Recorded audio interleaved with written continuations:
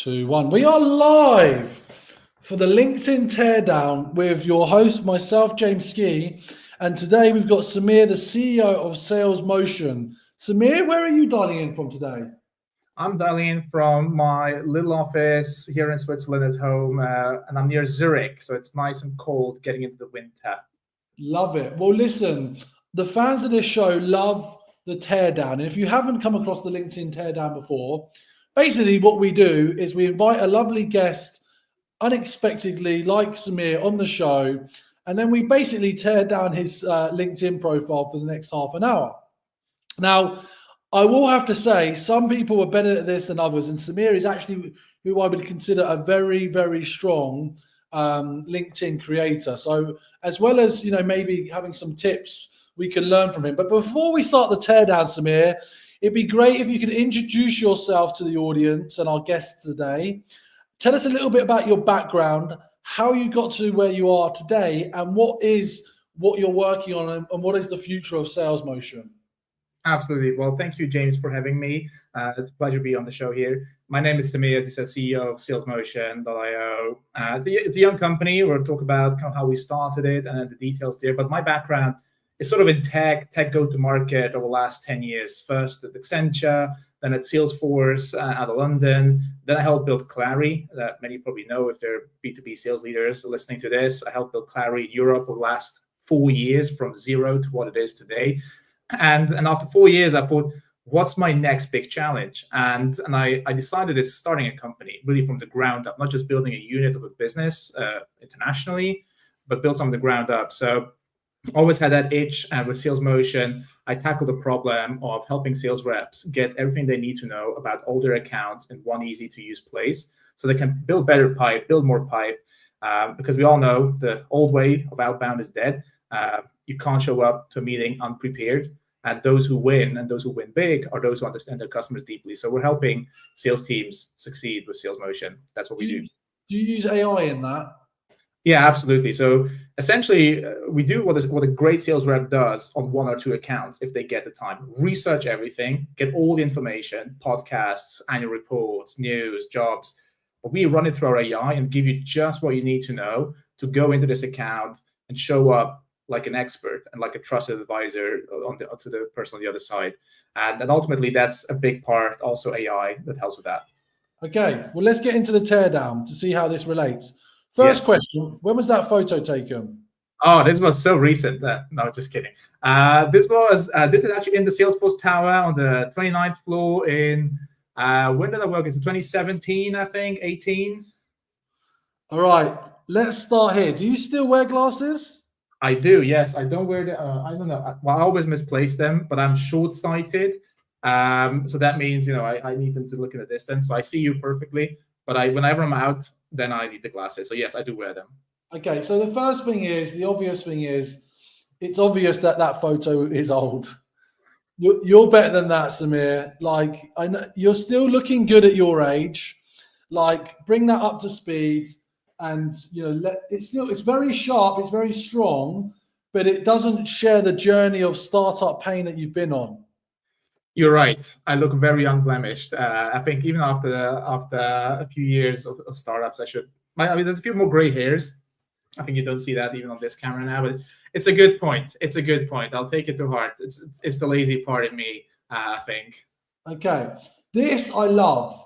I love this. Everybody should take note of this. Generate more revenue. That's what everyone in sales revenue leadership wants, CEO, founder. And you're clear about your offering with deep account intelligence. It sounds smart, it sounds useful, it sounds valuable. And then you immediately build trust by saying, look, these are some cool companies that use your technology. And I also like the fact, not that this is related to LinkedIn, but, Sales Motion, it is in the name. The same with Sales Confidence. It says what it does on the tin. Yeah. I think if you think of this as your top half of your profile, this really sells you, and I think this is excellent. Again, you repeat the statement specifically for sales teams. You leverage the fact that you're ex-Clary and Salesforce, very strong. I honestly, other than the photo, I don't think there's anything else here that you do. Got a piece of homework there. definitely will think about the photo and then update that. You've also got a link to the website. Let's see what the website looks like. Okay, so the website is a fixed landing page. Do you get many meetings booked from the website? Yeah, I mean that's the only place where I have that link, and plenty of people use it. They either go through the LinkedIn link, or they go visit the page and then click on the get a demo button and then land on this one. So yeah, it's the very basic web page that we have. One is just the product, and then one is to book time with me. And yeah, that works pretty well actually. They're just kind of HubSpot, kind of the standard thing that they have, and it works well. Awesome. Okay, so that sounds good. And now we get onto your about page. Couple of emojis, who you are. Again, you're focusing on how you help people. You've got the buzzword of AI in there. Perfect. You've got a testimonial in there, which is super neat. You're asking them to follow you about what you cover. I honestly feel like, as summaries go, we might as well stop the show. This isn't even a tear down. This is how you should build your LinkedIn profile, in my opinion. Well, it's to be honest, also it's my only and number one marketing channel because I haven't done a cold call since we started the company. It's been almost a year. I haven't done a cold outreach email. It's all through LinkedIn, all through my network, all through people seeing my posts or visiting my profile, or people have referred us by now. That does happen now as well at some point. But I think ultimately this is my key thing, and it's worked really well so far. But I also do invest a bit of time in getting everything as right as I can. So how often do you post per day? Because you're using what I would call a viral framework structure to your LinkedIn post. So you're obviously observing people out there in the network doing things well. It's got a super nice flow. It's got like a hero story. It's got pain. It's got action. Like, why do you think this particular post was successful? What can other people learn from this?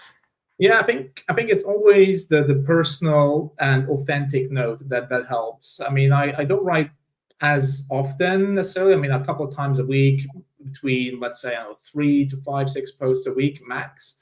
And whenever I do, I kind of try to be subtle around the sales bit, kind of selling my solution, and make it more interesting and something that people can learn from. And I think that's what gets people excited, and especially if it's of course a bit controversial or something new or something that not everybody does. So this post is about kind of starting a company quite lean with no funding, doing something odd. Let's say kind of people would say, why would you do that? It's a bit controversial almost, and I think that's what people I think are interested in, right?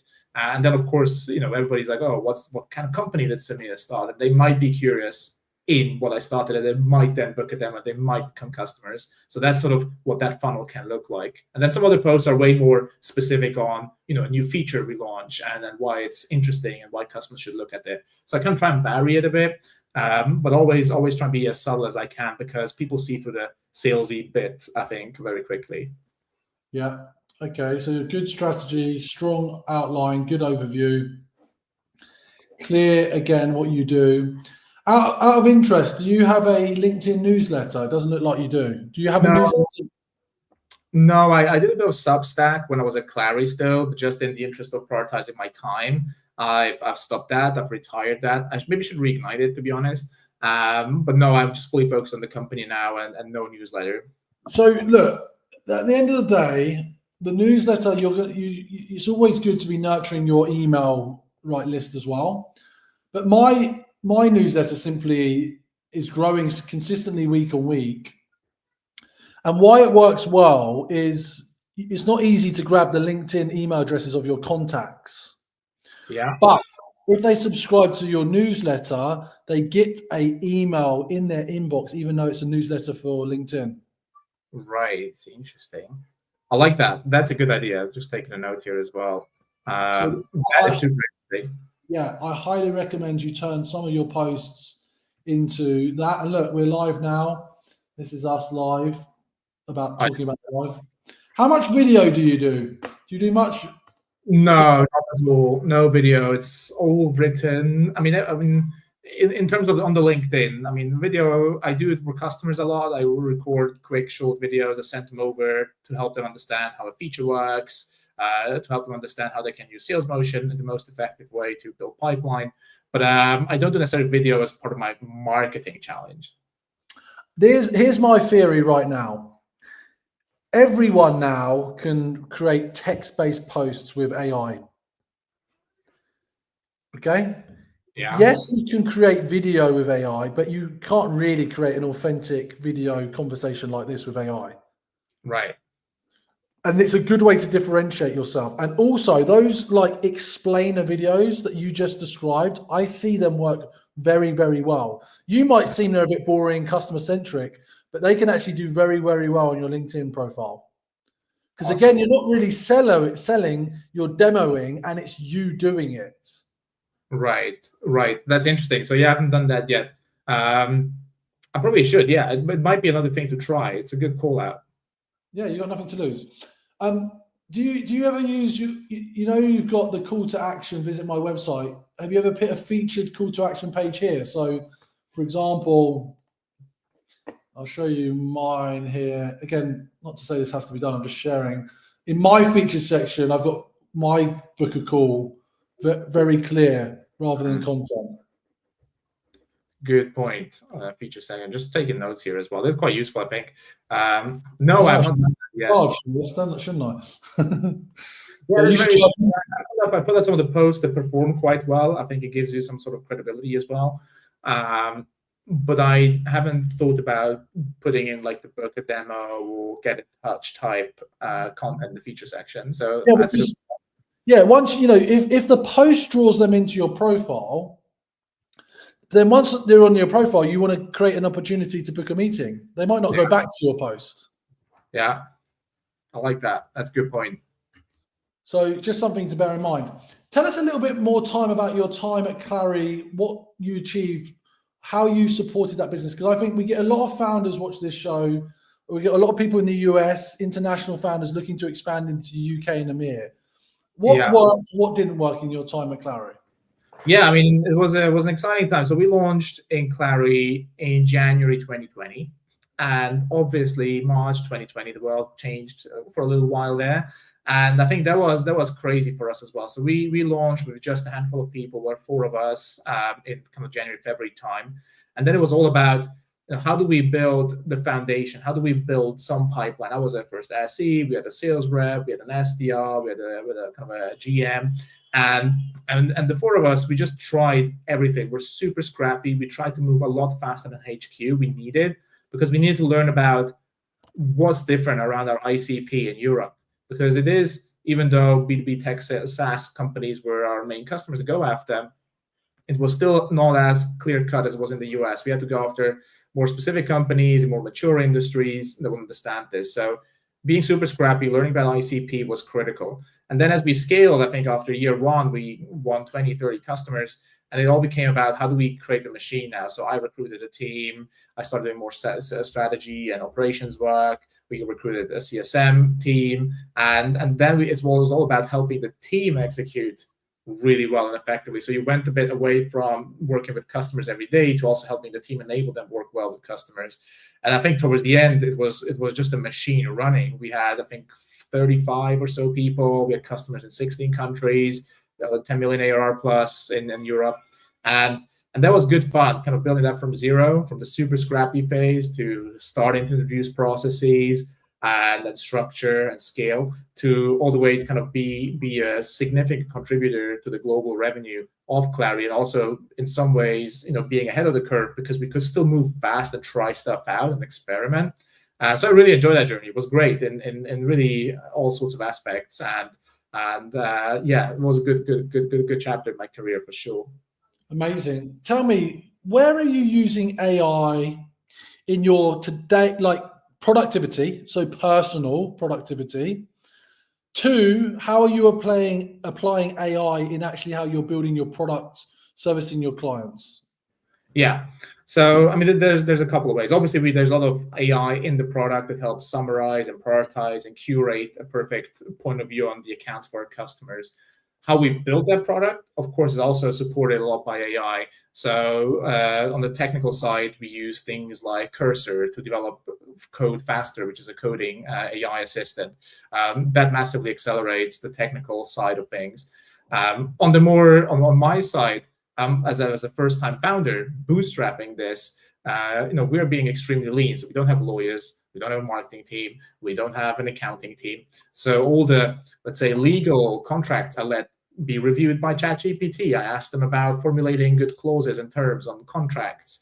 I ask kind of AI tools to help me summarize certain aspects of people as well. And I kind of my calls as well that we record, they're summarized and get action items out of those. So there's a number of ways where AI is built in. But I think it also is not just always AI, it's also just kind of helping you with tools that help you automate and get structure around work. So I use, for instance, Lemlist in my outreach and cadencing. That's not necessarily AI, it's just staying organized around my work and go-to-market and sales. Another thing I was doing the other day was I'm starting to put case studies on our website because we got like about 40 customers now, global ones, East Coast, West Coast, Europe. It's really fun. So what I started doing is I get on calls with customers and I interview them. And then I put the transcript into ChatGPT and I give them a format of a case study that I want on the website. And then I say, take what Sarah or John has said and answer these questions using quotes. And then I can copy. I mean, it still takes a bit of work, but it gives me a good first draft of a case study I can then put on the website. So I've done that this week. Yeah. I love that. Comment case study if you want Semir to send you that framework. I think that's a post for LinkedIn if you're willing to share. But if you're not willing to share, do share with me, Semir, because I want access to that. Yeah, I mean, I'll show you what I've done. Exactly. I'm still kind of polishing some of it because, again, the AI is never fully perfect. I mean, you played around with these tools, I played around, but it gives you a good idea. So that's a very easy, quick way to get the case studies online. So we're doing that. And yeah, I'm always open to experiment with new things as well. But that's one thing that I'm doing. Mate, this is awesome. Well, listen, we're coming up to the wrap up here. This has been quite a short teardown because you've actually got an amazing LinkedIn profile. So pat on the back. We'd love to see you back in a few months. Tell us, what are your LinkedIn goals and business goals for the remainder of 2024 and looking into 2025?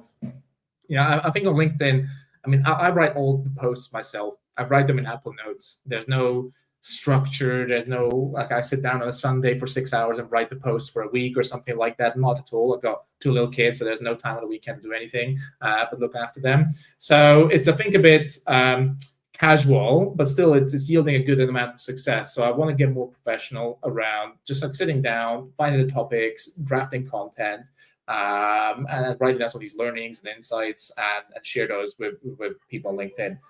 On the business side, I mean, we've got a big push towards the end of the year, like every sales rep, I guess, listening to this, Q4, you can really tell Thanksgiving and Christmas around the corner. But there's really a few exciting things we're bringing to our customers now that we had 40 customers that we won in this year alone, and them sharing feedback with us. So really listening to that and pushing stuff out like podcast research, where any podcast that might be relevant with executives or stakeholders that you might have in your target accounts, if they're speaking on podcasts, will alert you. Earnings call transcript. We're getting a lot more of these things into Sales Motion to make them available for our users. And I think that'll be very exciting. I think getting into the product next year with all this insight, cutting down the manual research and helping engage buyers better, we're really getting closer to what we think the product should be. And I'm excited to bring that to our customers in the next few months as we end the year. Amazing. Well, Semir, it's been a pleasure talking to you. Best of luck with delivering value to more of your customers and growing and having a great festive season. You've been listening to the LinkedIn Teardown with James Ski and Semir from Sales Motion. Hold tight. Fantastic. Thank you. Thanks, James.